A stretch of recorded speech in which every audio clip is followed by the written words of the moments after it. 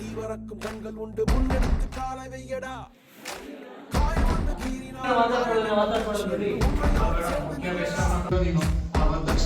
அச்சமுண்டு வெற்றி கொள்ள வேண்டும்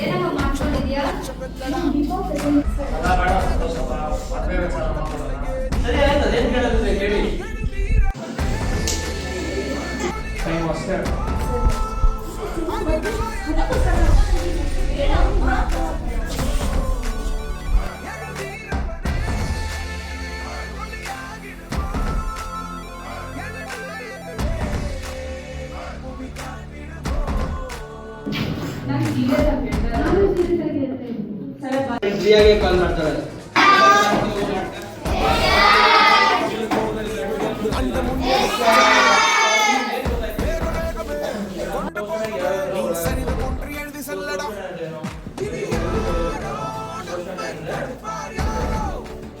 ನೀವು ಹೆಣ್ಮಕ್ಳಾಗಿ ಸ್ಟೂಡೆಂಟ್ಸ್ ಆಗಿ ಏನ್ ಮಾಡ್ಬೋದು?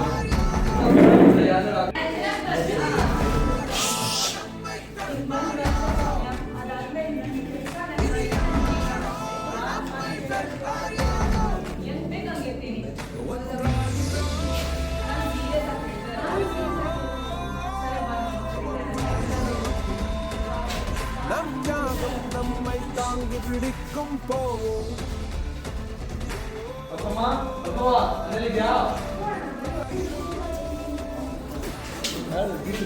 ಧ್ವನಿ ಎತ್ತಲೇಬೇಕು. ಧ್ವನಿ ಎತ್ತಿಲ್ಲ ಅಂದ್ರೆ ಮುಂದಿನ ದಿವಸ ಆ ಪರಿಸ್ಥಿತಿ ನಿಮ್ಗೂ ಬರ್ಬೋದು. ಸೊ ಅದಕ್ಕೆ ಯಾರು ದೌರಿಗೆ ಸಹಾಯ ಮಾಡಕ್ ಹೋಗ್ಬೇಡಿ.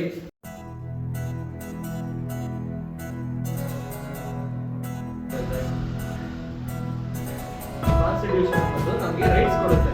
ರೈಟ್ಸ್ ಅಂದ್ರೆ ಅದೇ ಮನೆ ಕೆಲಸ ಎಲ್ಲ ಮಾಡ್ಬೇಕು, ಆಚೆಗಡೆ ದುಡಿಯೋದು ಕಾಸ್ಟ್ಗೋಸ್ಕರ ಮಾಡಕ್ ಹೋಗ್ಬಾರ್ದು. ಆಯ್ತಾ? ಇವಾಗ ಅಣ್ಣ ಹೇಳ್ದಂಗೆ ನಿಮ್ದು 1090 ಸ್ಕೂಲ್ಗೆ ಹೋಗ್ತಿಲ್ಲ, ಕೆಲಸ ಮಾಡೋದಿಲ್ಲ, ಮಕ್ಳು ಏನಾದ್ರು ಕೆಲಸಕ್ಕೆ ಇಟ್ಕೊಳ್ಳೋದು ನೋಡಿದ್ರೆ ಇಮಿಡಿಯೇಟ್ ಆಗಿ ನಿಮ್ಮ ತಂದೆ ತಾಯಿಗೋ ಇಲ್ಲಾಂದ್ರೆ ಊರಲ್ಲಿ ಯಾರು ಪಂಚಾಯತ್ ಯಾರು ಮೆಂಬರ್ಸ್ ಇದ್ರೆ ಇಲ್ಲ ನಿಮ್ ಸ್ಕೂಲ್ ಹೆಡ್ ಮಾಸ್ಟರ್ ನಿಮ್ ಸರನೇ ಯಾವ್ದು ಬೇರೆ ಮಕ್ಕಳು ಸಂವಿಧಾನ ಸಂವಿಧಾನ ಕಾನ್ಸ್ಟಿಟ್ಯೂಷನ್ ಸಂವಿಧಾನ ಅಂತ ಹೇಳ್ತಾರೆ. ಇವಾಗ ನೀವು ಬಂದಿದ್ದೀರಲ್ಲ, ನಿಮ್ದು ರೈಟ್ ಟು ಎಜುಕೇಶನ್ ಅಂತ ಅನ್ಕೊಳ್ಳೋಣ. ರೈಟ್ ಟು ಎಜುಕೇಶನ್ ಅಂದ್ರೆ ಓದುವ ಹಕ್ಕು ಮಕ್ಕಳಿಗೆ. ಸರಿ, ಇಷ್ಟು ಜನ ಸಾಕಲ್ಲ.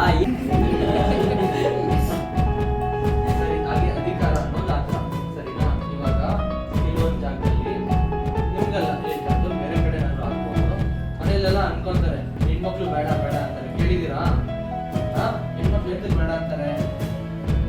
ಹೆಣ್ಮಕ್ಳು ಎದ್ದು ಬೇಡ ಅಂದ್ರೆ ಅವ್ರು ಅನ್ಕೊಂತಾರೆ ಹೆಣ್ಮಕ್ಳು ಇದ್ರೆ ನಮಗೆ ಕಷ್ಟ, ನಮ್ಮನೆ ಇರೋಲ್ಲ, ಮದುವೆ ಮಾಡಿ ಕಳಿಸ್ಕೊಡ್ತೀವಿ ಅಂತ.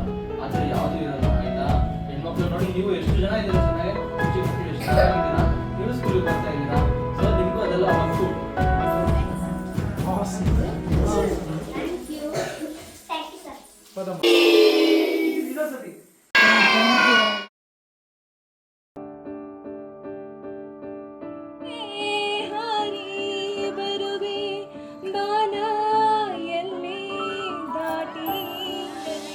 ಹಳದಿ ದೇಹದ ಮೇಲೆ ಹಿಡಿತ ತೆಗೆದುಕೊಳ್ಳುವುದು, ಇದು ಪರೀಕ್ಷೆ, ಬಲವಂತದ ಮದುವೆ ಅಥವಾ ಒತ್ತಾಯ ಮಾಡುವಂತಹ ಕೆಲಸಗಳಿಂದ ಅಷ್ಟು ದೊಡ್ಡ ವಿಷಯ ಅನ್ಕೊಳ್ಳಿಲ್ಲ.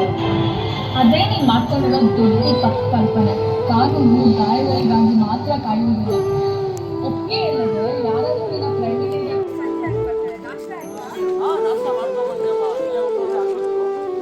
ನಡೆಸಿಕೊಳ್ಳಬೇಕು.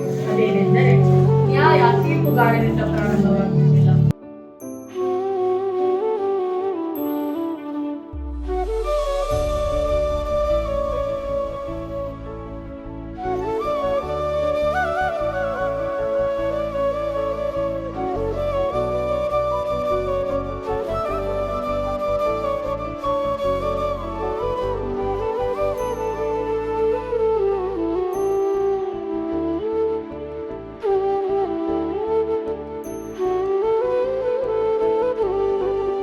ಅಡಿಯಲ್ಲಿ ಸೆಕ್ಷನ್ 3 ಕ್ಲಿಯರ್ಲಿ ಡಿಫೈನ್ಸ್ ದಟ್ ದೈಹಿಕ ದೌರ್ಜನ್ಯವು ಕೌಟುಂಬಿಕ ಹಿಂಸೆ ಎಂದು ಸ್ಪಷ್ಟವಾಗಿ ಹೇಳುತ್ತದೆ. ಮಹಿಳೆ ಹಿಂಸೆಯಕ್ಕೆ ಗುರಿಯಾದರೆ ಅವಳು ತೀವ್ರ ಗಾಯಕ್ಕಾಗಿ ಕಾಯಬೇಕಾಗಿಲ್ಲ.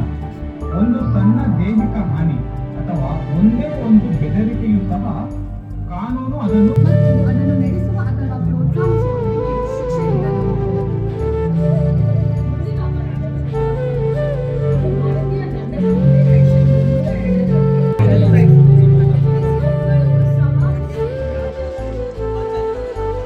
ಜೊತೆಗೆ ಪಂಚಾಯತಿ ಆಫೀಸ್ಗೆ ಬಂದು ಸೇರಬೇಕು ಹೌದು, ಇಲ್ಲ ಪೊಲೀಸ್ ಸ್ಟೇಷನಲ್ಲಿ ಕಂಪ್ಲೇಂಟ್ ಕೊಡೋದಿಲ್ಲ ಆಗ್ಬೋದು.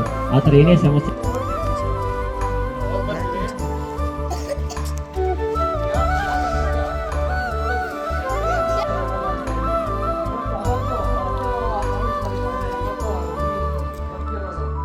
ದಯವಿಟ್ಟು ಎಲ್ಲರೂ ನನ್ನ ಜೊತೆ ಜೋರಾಗಿ ಹೇಳಿ, ವರ್ದಕ್ಷಿಣೆ ಕೊಡಲ್ಲ, ವರ್ದಕ್ಷಿಣೆ ಇಸ್ಕೊಳ್ಳಲ್ಲ. ನಮ್ಮನೆ ಹೆಣ್ಮಕ್ಳು ನಮಗ್ ಭಾರ ಅಲ್ಲ. ಮಾನಸಿಕ ಹಿಂಸೆ ಗುರುತುಗಳನ್ನು ಬಿಡುವುದಿಲ್ಲ, ಆದರೆ ಕಾನೂನು ಅದನ್ನು ನೋಡುತ್ತದೆ.